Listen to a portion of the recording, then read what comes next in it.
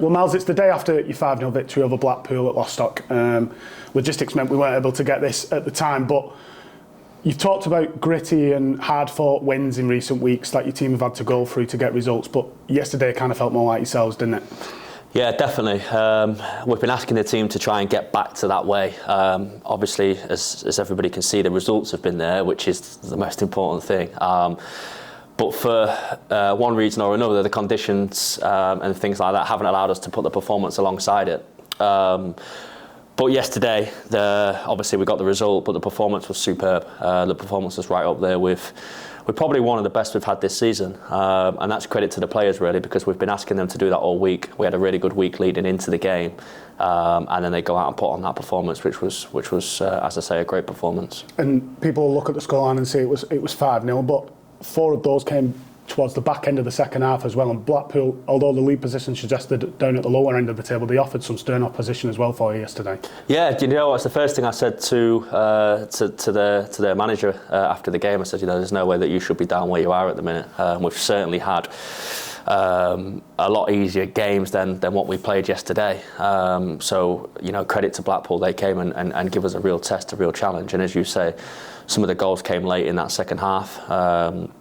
But I think that the way that our team performed and the way that every single individual performed from the 16 that we took there, it would have had to take a lot to stop us yesterday. We were firing on all cylinders, and again, that's credit to the players. You've been picking up results throughout January, and you named an unchanged starting team as well. Are you starting to see some relationships forming there? I'm thinking the middle two, Eleanor and Millie, starting to form in there, and you're also missing key bodies at the back, but again, doesn't seem to affect you as much as people might have expected it to. Yeah, I mean, look, you definitely feel when you take out some players, obviously Annabelle not in goal at the moment, and Katie obviously not in the back line at the moment, but Hannah's had a long-term injury as well. But, as I've said before, when these players aren't available for selection, we have players that are rearing to go and players that we trust. And we're able to see that, throughout this period and throughout the course of the season. People have been in and people have been out, and it's a long football season, so players have to be ready to take the opportunities when they come. And again, a credit to the players for doing that, because they've certainly done that. I mean, if you look at yesterday, some of the performances from individuals was brilliant. As I said, throughout the whole 16, there was some strong performances, but I think in particular, Caitlin had a superb game, a really good game, one of the strongest games she's had in a Bolton shirt, and oftentimes, she can be a little bit hard on herself, and she gets a little bit frustrated at times with her performances, but yesterday I thought she was absolutely superb. I thought she was magnificent, and she's been working hard to try and correct the part of the game that we've been asking her to, and you certainly see her try to do that yesterday, and she's been trying to do that for a long time now, and yesterday was a sign that it's starting to click. But as I said, there was huge performances across the board. Faye getting another hat-trick shows again what she's capable of doing and how well she's kicking on. I thought Nisha had a really good game. I thought Eleanor did what she needed to do in the middle of the pitch. Eve came in again and kept a clean sheet. Erin did well, especially getting in the yellow card early on, and to keep on the pitch for the rest of the game. It showed that she had to be sensible, and we put our trust in her to do that, and obviously she did. But right throughout the board, everybody had a strong game, and like I said, that's what made the team performance. And as she has for a lot of this season, Jess got us off and running with the first 2 goals of the game as well, which takes her through 20 for the campaign. I know she's not just a goal scorer, but what does she bring to your side, and what a player she's been for you this season? Yeah, she's been magnificent. Obviously, everybody sees the goals, but she's fantastic over elements of the game.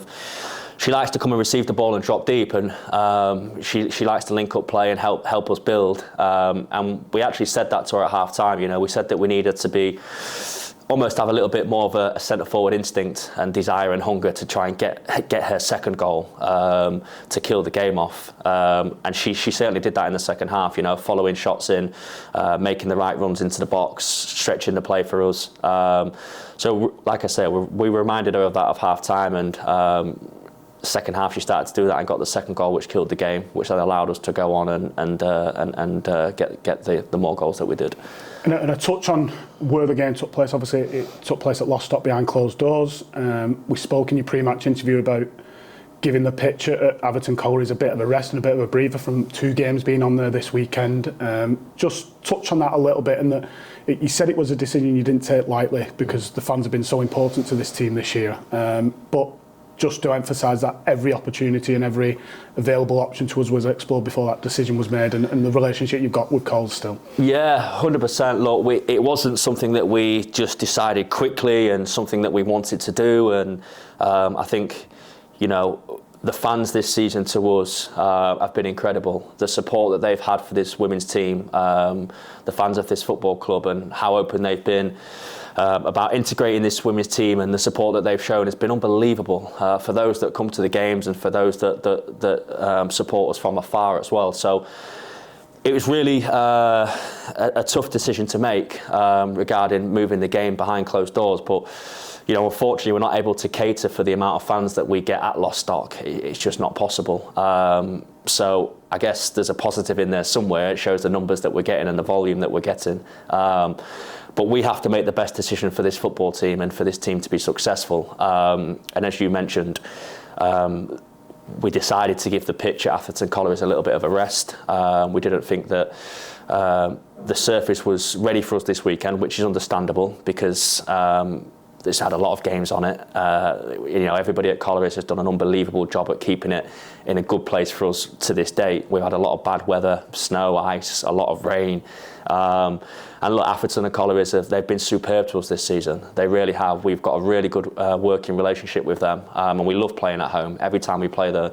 But as I said, we had to try and do the best thing for this team in order to win the game and get us success on the pitch, and that meant moving the game. But look, as we move forward, hopefully we can assess on a week by week basis. We haven't got a home game now for a couple of weeks, and hopefully that allows the pitch to recover a little bit and bring it back to life. And a semi-final game coming up, and we'll assess closer to that game as to whether we're able to get there. But it's with our best intentions to get back to our home venue where we love playing, where the team love playing, and most importantly, get back in front of the fans. We don't want to play behind closed doors. It's not a nice feeling for us, and obviously the fans want to be involved as well. But they mean so much to us, and their support means so much. So we're desperate to get back in front of them. And as you say, we're exploring all avenues we can to try and make that happen.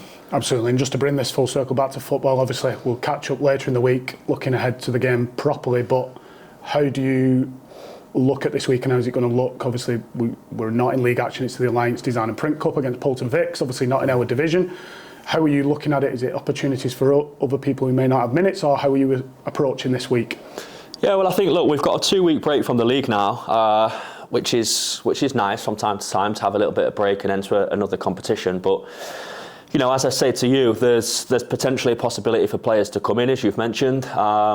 But at the same time, we go to every single game to win it. You know, I'm not built to draw or lose football matches. It's not how I work. The team certainly don't work like that. And the fans don't want that. You know, the fans want to win football matches. This team wants to win football matches. So we go into every single game, whether it's a league, whether it's a cup, whether it's a pre-season, whether it's a friendly, we go there to win. And that's what we'll be doing this week against Bolton Vics.